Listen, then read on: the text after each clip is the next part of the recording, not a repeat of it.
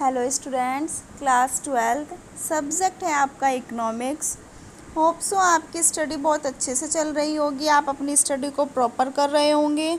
आज हमें जो चैप्टर डिस्कस करना है वो चैप्टर है आपका chapter 3, liberalisation, privatisations and globalisation. Means liberalisations के बारे में पढ़ना है, प्राइवेटाइजेशन के बारे में पढ़ना है और ग्लोबलाइजेशन के बारे में पढ़ना है हमें, ठीक है, जिसको हम शॉर्ट फॉर्म में LPG भी बोलते हैं। लिबरलाइजेशन होता है हमारा उदारीकरण, प्राइवेटाइजेशन होता है हमारा निजीकरण, जैसे हमारे प्राइवेट सेक्टर, प्राइवेट जॉब्स वगैरह होती हैं, और ग्लोबलाइजेशन होता है हमारा भूमंडलीकरण, यानी कि ग्लोब के अकॉर्डिंग हम जो भी वर्क करते हैं, ठीक है। तो चैप्टर कौन सा हुआ आपका? Chapter 3 LPG, liberalisation, privatisation and globalisation. चलिए देखते हैं, सबसे पहले हम इसमें introduction. The public sector dominated the control and regulations of our economy। ठीक है, कि हमारी जितनी भी पब्लिक सेक्टर है, पब्लिक सेक्टर क्या? The public sector dominated the control and regulations of our economy and private sector was ignore. कि सार्वजनिक क्षेत्र जितने भी हमारे पब्लिक सेक्टर हैं वो हमारी अर्थव्यवस्था, और निजी क्षेत्र मीन्स जितने भी हमारे प्राइवेट सेक्टर हैं उसको कंट्रोल करना, उसकी जितने भी हमारे विनियमन, जितना भी हम एक्सचेंज करते हैं उन सब पर वो हावी होना, ठीक है। There was a huge investment in public sector, क्योंकि सबसे ज़्यादा, सबसे बड़ा इन्वेस्टमेंट कहाँ किया जाता है? सबसे बड़ा इन्वेस्टमेंट किया जाता है पब्लिक सेक्टर में। जितने भी हमारे गवर्नमेंट सेक्टर होते हैं वहाँ पर सबसे ज़्यादा इन्वेस्टमेंट किया जाता है, क्योंकि भाई अगर हमें कोई भी, अगर हम प्राइवेटाइजेशन करते हैं तो वहाँ पर हम अपना इन्वेस्ट करते हैं, अपनी कैपिटल को इन्वेस्ट करते हैं। लेकिन जितना हमारा पब्लिक सेक्टर होता है उसमें गवर्नमेंट इन्वेस्ट करते हैं, और गवर्नमेंट एक ह्यूज इन्वेस्टमेंट करती है इन दी पब्लिक सेक्टर, ठीक है। And very low investment in private sector. और प्राइवेट सेक्टर में क्या होता है? सबसे कम इन्वेस्टमेंट, सबसे कम निवेश किया जाता है, क्योंकि वो एक पर्सन अपनी कैपिटल को इन्वेस्ट करेगा। तो हमारा जो इंट्रोडक्शन था हमारे LPG चैप्टर का, उसमें यही था कि हमारी जो इकोनॉमी है वो प्राइवेट और पब्लिक दोनों पर डिपेंड करती है, और प्राइवेट सेक्टर पर जो हावी होता है, जो हमारे इग्नोर करते हैं प्राइवेट सेक्टर को, वो कौन करते हैं? पब्लिक सेक्टर इग्नोर करते हैं। क्लियर हुआ? अब चलिए इसमें रीज़न देखते हैं हम। रीज़न क्या है हमारे? रीज़न फॉर इकोनॉमिक रिफॉर्म, कि आर्थिक सुधार के कारण, ठीक है। The economic conditions of India in the year of 1991 was very miserable. Means जो हमारी 1991 में जो इकोनॉमिक कंडीशन थी, जो भारत की आर्थिक स्थिति थी, वो बहुत मिसरेबल थी, बहुत दयनीय थी, ठीक है। It was due to cumulative effect of number of reason. तो कई कारणों के कारण ये संचयी प्रभाव इसके ऊपर पड़े। अब वो कौन कौन से रीज़न थे, चलिए आगे देखते हैं। फर्स्ट आता है हमारा poor performance of public sector.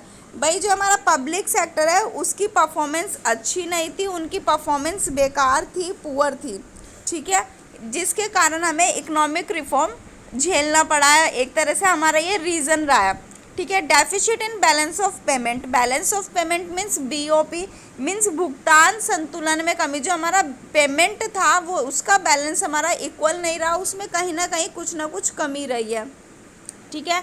इन्फ्लेटरी pressures means मुद्रास्फीति का एक प्रेशर रहा है, मुद्रास्फीति का एक दबाव रहा है।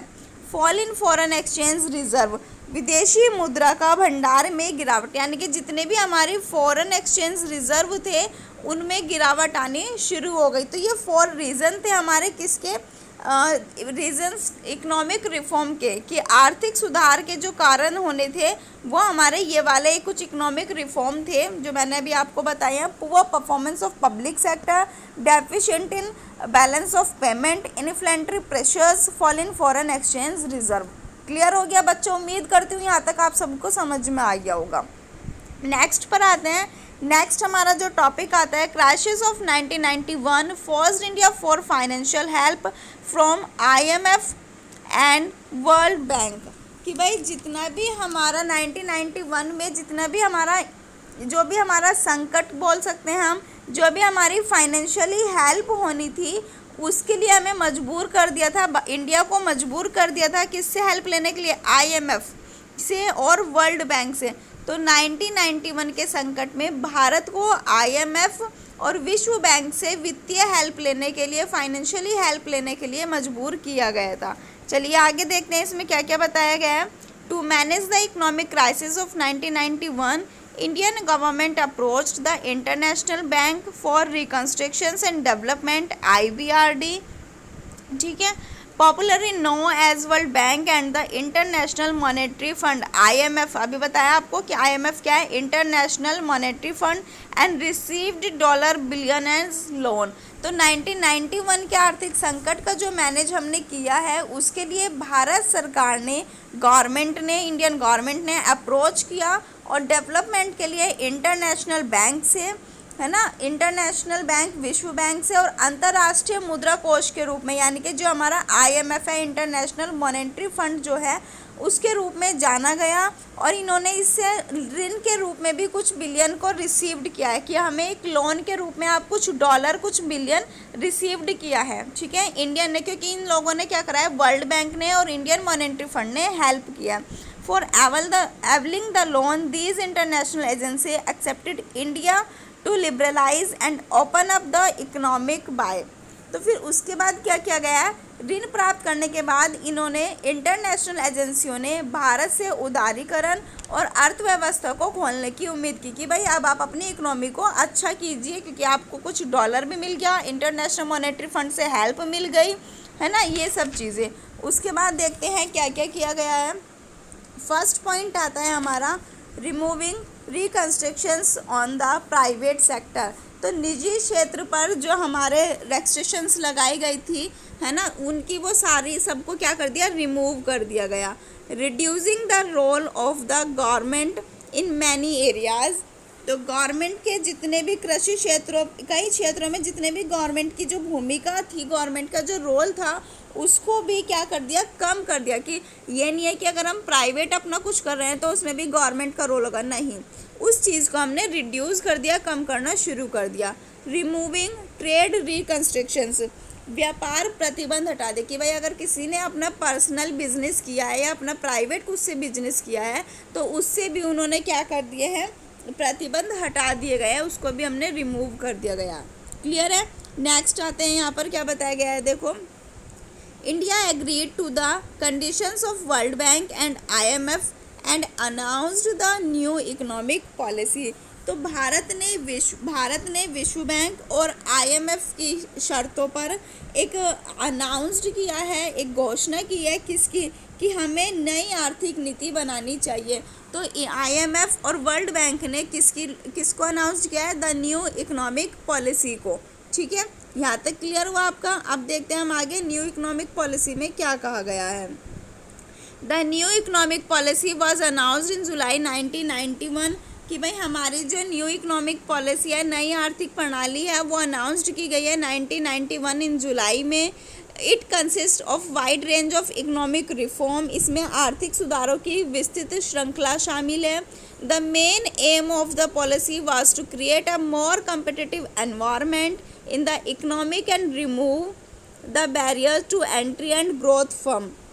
तो इसमें क्या गया है भाई, नीति का जो मुख्य उद्देश्य है, पॉलिसी का जो मेन मोटिव है, मेन एम है उसका, कि अर्थव्यवस्था में आर्थिक अधिक प्रतिस्पर्धी का, ज़्यादा से ज़्यादा कम्पिटिटिव माहौल को बनाना भी है और हटाना भी है, और ज़्यादा से ज़्यादा हमें ग्रोथ करनी है, फर्म्स को बनाना है, बैरियर को हटाना है और डेवलपमेंट करना है।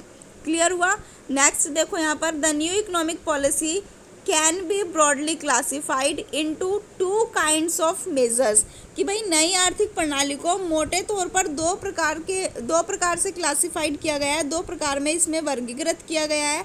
फर्स्ट आता है स्टेबलाइजेशंस मेजर, स्थिरीकरण के उपाय, the refer to short term measures which aim at. ये हमारे यहाँ शॉर्ट टर्म, यानी कि जिस आपने पढ़ा होगा अल्पकालीन और दीर्घकालीन, यानी कि कुछ तो शॉर्ट टर्म के लिए होते हैं और कुछ हमारे लॉन्ग टर्म के लिए होते हैं। तो स्टेबलाइजेशन मेजर जो है हमारे, वो शॉर्ट टर्म मेजर है, ठीक है। तो ये हमारे शॉर्ट टर्म मेजर है। अब इसमें देखते हैं हमें क्या क्या बताया गया है शॉर्ट टर्म मेजर में। Correcting weakness of the balance of payment by maintaining sufficient foreign exchange reserve, कि भाई जितने भी हमारे पर्याप्त विदेशी मुद्रा है, जितना भी फॉरेन एक्सचेंज रिजर्व है उन सब को हमें मेंटेन करके जितना भी हमारा बैलेंस की वीकनेस रही है, जो कमजोरी रही है, उसको एक इक्वल करके उसको हमें रिमूव करना है, उस कमजोरी को हमें दूर करना है, सफिशेंट उसको सही करना है। ठीक है, नेक्स्ट आता है हमारा controlling inflations by keeping the rising price under control, कि बढ़ती कीमतों के नियंत्रण में रखकर मुद्रास्फीति को भी हमें नियंत्रण करना है, कि अगर हमारी अमाउंट, हमारे प्राइस बढ़ रहे हैं तो उन्हें भी हमें इन्फ्लेशन के बेसिस पर अंडर कंट्रोल करके चलना है। तो ये हमारे किसके थे, स्टेबलाइजेशन मेजर्स के 2 पॉइंट थे जो हमारे शॉर्ट टर्म में वर्क करते हैं। क्लियर हो गया। नेक्स्ट पर आते हैं, नेक्स्ट हमारा स्ट्रक्चरल रिफॉर्म मेज़र, यानी कि हमारा जो संरचनात्मक ढांचा है ये हमारा किस बेसिस पर है, लॉन्ग टर्म मेज़र है। ये अभी बताया था मैंने, जो लॉन्ग टर्म में के लिए वर्क करता है। Improving the efficiency of the economy, अर्थव्यवस्था की दक्षता में सुधार करना, कि जितनी भी हमारी इकोनॉमी है उसकी जो अर्थव्यवस्था है, अर्थव्यवस्था की जितनी भी हमारी एफिशिएंसी है उसमें कुछ इम्प्रूवमेंट करना।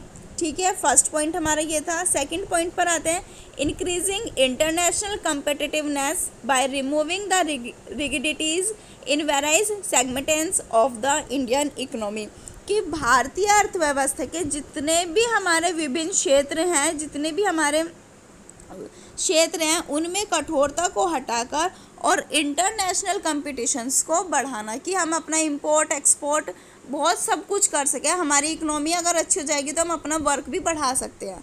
क्लियर हो गया बच्चों। तो ये आपके न्यू इकोनॉमिक पॉलिसीज़ के स्टेबलाइजेशन मेज़र शॉर्ट टर्म में आते हैं और स्ट्रक्चरल रिफॉर्म मेज़र हमारे लॉन्ग टर्म में आते हैं। क्लियर है। चलिए नेक्स्ट पर आते हैं, main features of the new economic policy.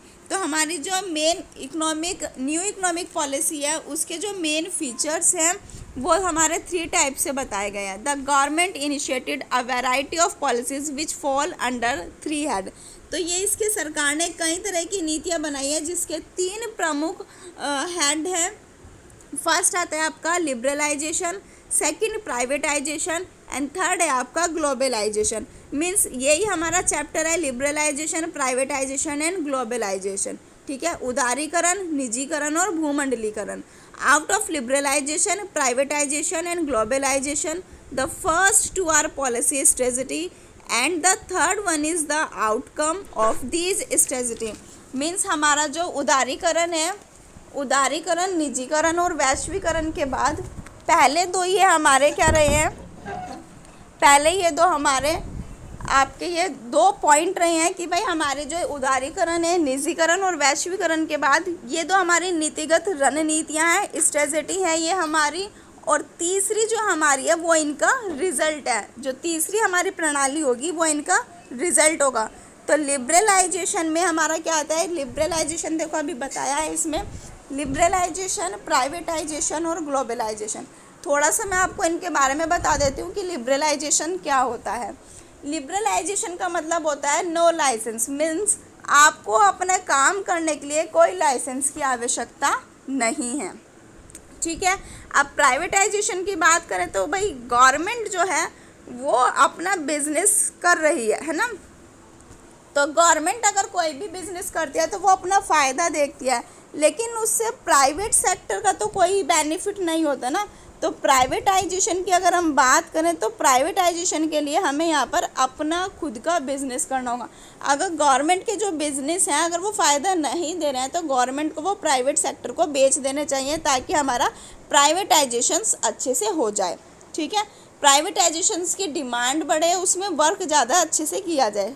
Globalisation की बात करें तो ग्लोबलाइजेशन में होता है कि हम अपना जो वर्क कर रहे हैं वो एक ग्लोबल लेवल पर बढ़ा सकते हैं, कि भाई हमारा जो एक छोटा सा हमारा बिजनेस है उसमें को हम अब्रॉड में भी जाकर कर सकते हैं और अब्रॉड से कोई भी आकर अपना बिजनेस इंडिया में भी कर सकता है। तो ये हमारा ग्लोबलाइजेशन में आ सकता है।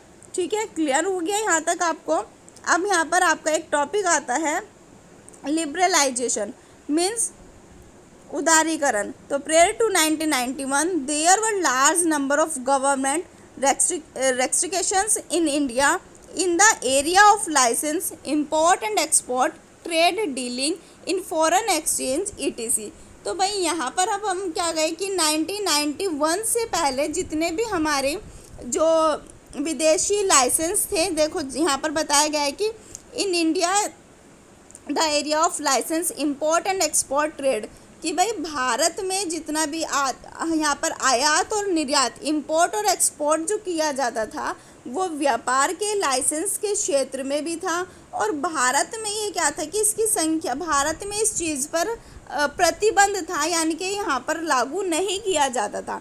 तो 1991 से पहले विदेशी लाइसेंस आदि जो भी थे हमारे विदेशी लाइसेंस हो गए, फॉरेन यहाँ पर का है ना, foreign exchange, trade dealing area the licence, import and export trade, है ना। तो विदेशों में विदेशी लाइसेंस आयात और निर्यात व्यापार के लाइसेंस के क्षेत्र में भारत में क्या था कि बड़ी संख्या में सरकार ने इस पर प्रतिबंध लगाए हुए थे 1991 से पहले, ठीक है।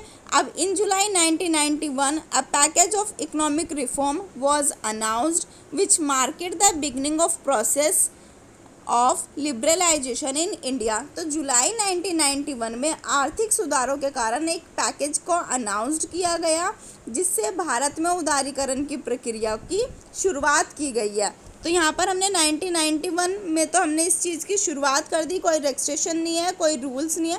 तो यहाँ पर फिर से सारी चीज़ें, फिर से हमारा लिबरलाइजेशन स्टार्ट हो गया। तो liberalisations means remove of entry and growth restrictions on the private sector. तो उदारीकरण का जो अर्थ है वो निजी क्षेत्र में प्रवेश करना, मीन्स प्राइवेटाइजेशन में एंट्री लेना और ज़्यादा से ज़्यादा इंक्रीज़ करना और ज़्यादा से ज़्यादा अपने जितने भी हमारे रूल रेस्ट्रिक्शन लगी हुई है वृद्धि में उस सबको हटाना, ठीक है। तो हमने लिबरलाइजेशन में हमने क्या करा, रिमूव किया है, क्या हमने किस चीज़ को हटाया, अपने रेस्ट्रिक्शंस को हटाए हैं और निजी क्षेत्र में एंट्री करी है, मीन्स एक प्राइवेटाइजेशंस को हमने अपना लिया है। तो बच्चों ये आपका स्टार्टिंग के कुछ टॉपिक हैं थर्ड चैप्टर के, लिबरलाइजेशन, प्राइवेटाइजेशन एंड ग्लोबलाइजेशन के। आपको बहुत ध्यान से सुनना है, इस वीडियो को बहुत ध्यान से समझना है क्योंकि ये चैप्टर आपका इम्पोर्टेंट भी है और इसमें से आपको कुछ ना कुछ अच्छी नॉलेज भी मिलेगी। उम्मीद करती हूँ आपको वीडियो अच्छी लगेगी और आपकी बिल्कुल समझ में भी आएगी, ठीक है। Thank you, have a good day और अच्छे से स्टडी कीजिए। Stay home, stay safe.